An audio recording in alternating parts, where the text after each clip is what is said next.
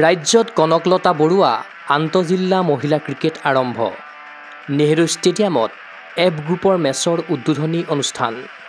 প্ৰথম মেচত গুৱাহাটী বনাম ৰঙিয়া। বুধবাৰৰ পৰা ৰাজ্যৰ 6টাকৈ ভেন্যুত আৰম্ভ হৈছে কনকলতা বৰুৱা আন্তঃজিলা মহিলা ক্ৰিকেট টুৰ্ণামেণ্ট।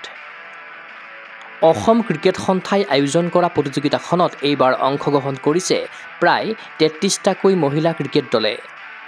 নেহৰু ষ্টেডিয়ামত এফ গ্ৰুপৰ মেচ অনুষ্ঠিত কৰিবৰ বাবে অসম ক্ৰিকেট সন্থাই দায়িত্ব অৰ্পণ কৰিছে গুৱাহাটী ক্ৰীড়া সন্থাক। বুধবাৰে এফ গ্ৰুপৰ মেচৰ বাবে নেহৰু ষ্টেডিয়ামত অনুষ্ঠিত হ'ল প্ৰতিযোগিতাখনৰ উদ্বোধনী অনুষ্ঠান। অসম ক্ৰিকেট সন্থাৰ পতাকা উত্তোলন কৰিলে ৰাজ্যিক সন্থাটোৰ যুটীয়া সম্পাদক ৰাজেন্দৰ সিং আৰু গুৱাহাটী ক্ৰীড়া সন্থাৰ পতাকা উত্তোলন কৰিলে সন্থাটোৰ সভাপতি পৰেশ চন্দ্ৰ দাসে। উদ্বোধনী অনুষ্ঠানত মুখ্য অতিথিৰূপে উপস্থিত থাকিল প্ৰাক্তন প্ৰথম শ্ৰেণীৰ ক্ৰিকেটাৰ মুকুট দাস।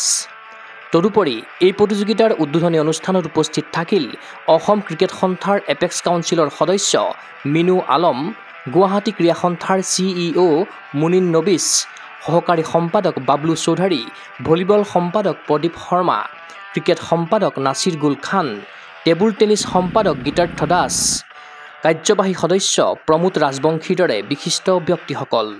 গুৱাহাটী ক্ৰীড়া সন্থাৰ সভাপতি পৰেশ চন্দ্ৰ দাস আৰু প্ৰাক্তন ক্ৰিকেটাৰ মুকুট দাসে মহিলা খেলুৱৈসকলক উদ্দেশ্যি ৰাখিলে শুভেচ্ছামূলক ভাষণ। তদুপৰি কৰমৰ্দন কৰি উদিত খেলুৱৈসকলক উৎসাহিত কৰিলে নিমন্ত্ৰিত অতিথিসকলে। প্ৰতিযোগিতাৰ সন্দৰ্ভত মন্তব্য কৰিছে অসম ক্ৰিকেট সন্থাৰ যুটীয়া সম্পাদক ৰাজেন্দৰ সিঙে। কনকলতা ক্ৰিকেট টুৰ্ণামেণ্টটো 30 মেচ ৱুমেন্স ক্ৰিকেটৰ কাৰণে আৰু এইটো বিগিনিং অফ নেক্সট ছিজন। চ' এই টুৰ্ণামেণ্টটো বহুত বছৰৰ পাছত যোৱাবাৰো ৰিভাইভ কৰা হৈছিলে। চ' এইটো এটা অপৰচুনিটি দিয়ে য়াং ছোৱালীবোৰক আহি কেনে নিজৰ ক্ৰিকেটিং কেৰিয়াৰটো তেওঁলোকে যদি ল'ব বিচাৰে সেই হিচাপত আগবাঢ়ি যাবলৈ। Kanaklata is a inter-district tournament and maximum district exact নাম্বাৰটো মই 33 আই থিংক তেওঁলোকে পাৰ্টিচিপেট কৰিছে আৰু গুৱাহাটীত যিখিনি খেলা হ'ব ইয়াতে সেইটো গুৱাহাটীৰ GSক ৰেছপঞ্চিবিলিটি দিয়া হৈছে। দে উইল অৰ্গেনাইজ টুৰ্ণামেণ্টটো ভালকৈ কৰিব। বুধবাৰে নেহৰু ষ্টেডিয়ামৰ উদ্বোধনী মেচত অৱতীৰ্ণ হয় গুৱাহাটী আৰু ৰঙিয়া। 4টা দলে অংশগ্ৰহণ কৰা এফ গ্ৰুপৰ মেচ অন্ত পৰিব অহা 27 মে'ত। গ্ৰুপ পৰ্যায়ৰ পৰা জয়ী দলে পৰৱৰ্তী ৰাউণ্ডত প্ৰৱেশ কৰি দাঙি ধৰিব ক্ৰীড়া প্ৰদৰ্শন।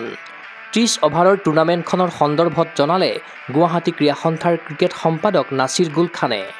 Kanaklata Barua women's inter district cricket Assam ক্ৰিকেটে আয়োজন কৰা আৰু গুৱাহাটী স্পৰ্টছ এছ'চিয়েশ্যনে হোষ্ট কৰা টুৰ্ণামেণ্টখন আজি আমি গ্ৰুপ F-ৰ টুৰ্ণামেণ্ট মেচেছখিনি আমি গুৱাহাটীৰ নেহৰু ষ্টেডিয়ামত আমি কৰিছোঁ। ইয়াত টোটেল 4টা টীম আৰু 6খন মেচ হ'ব বা আজিৰ পৰা 27 তাৰিখলৈ মেচ আৰু ইয়াৰ যোনটো উইনাৰ থাকিব তেখেত নেক্সট ৰাউণ্ডলৈ যাব।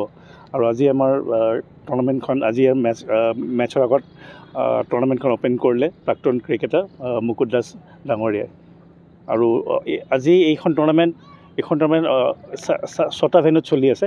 টোটেল এৰাউণ্ড 33 টিমছে পাৰ্টিচিপেট কৰিছে। আজি আমাৰ নেহৰু ষ্টেডিয়ামৰ মেচখন আজি গুৱাহাটী ভাৰ্চেছ ৰঙিয়া মেচখন চলি আছে। এইখন মেচ 30 অভাৰ মেচ আৰু গুৱাহাটীয়ে টছ জিকি ফিল্ডিং কৰিছে। মহিলাৰ ভাৰতীয় ছিনিয়ৰ ক্ৰিকেট দলত স্থান লাভ কৰা প্ৰথমগৰাকী অসম জীয়াৰী উমা চেত্ৰীৰ কেৰিয়াৰৰ উত্থানৰ ক্ষেত্ৰত কনকলতা আন্তঃজিলা মহিলা ক্ৰিকেট টুৰ্ণামেণ্টৰ আছে উল্লেখনীয় অৱদান।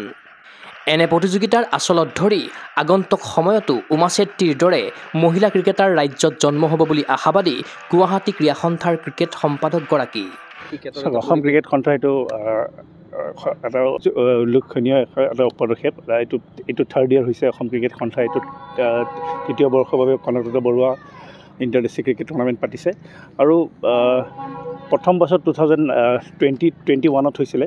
তাৰপিছত আজি এইটো 3rd ইয়াৰ চলি আছে আৰু ইয়াত কোনো বয়সৰ নহয়, এইটো ছিনিয়ৰ্ছ উমেন্সৰ খেলা হয় আৰু বয়সৰ কাৰণে আমাৰ আণ্ডাৰ 15 আণ্ডাৰ 15 আণ্ডাৰ 16 অসম ক্ৰিকেটে অৰ্গেনাইজ কৰে ডেফিনেটলি আমি চাওক আপুনি দেখিব অসমৰ পৰা প্ৰথম ইণ্ডিয়াই খেলা ছোৱালীয়ে খেলিছে উমা চেত্ৰীয়ে খেলিছে আৰু এইখন টুৰ্ণামেণ্ট খেলিয়ে তেওঁ আজি ইণ্ডিয়া খেলিছে হয় আজি এইখন কনকলতা বৰুৱা যেতিয়া প্ৰথম 2021 হৈছিলে তেওঁ এইখন টুৰ্ণামেণ্টৰ পৰা খেলি আজি উমা চেত্ৰীয়ে ইণ্ডিয়া খেলিছে আমি আশা কৰোঁ যেন আমাৰ আৰু যেন উমা চেত্ৰী হওক আৰু এই টুৰ্ণামেণ্টখন যেন আৰু আগুৱাই যাওক ইফালে অহা 7 জুনত গুৱাহাটীত অনুষ্ঠিত হ'ব ৰাজ্যিক প্ৰতিযোগিতাখনৰ ফাইনেলৰ মহাৰণ ৰাজ্যৰ উদিত মহিলাৰ ক্ৰিকেটাৰসকলক আগবঢ়াই নিয়াৰ ক্ষেত্ৰত অসম ক্ৰিকেট সন্থাই গ্ৰহণ কৰা পদক্ষেপক শলাগিছে ক্ৰিকেট অনুৰাগীয়ে চিন্ময় বৰাৰ প্ৰতিবেদন গগো স্পৰ্টছ NA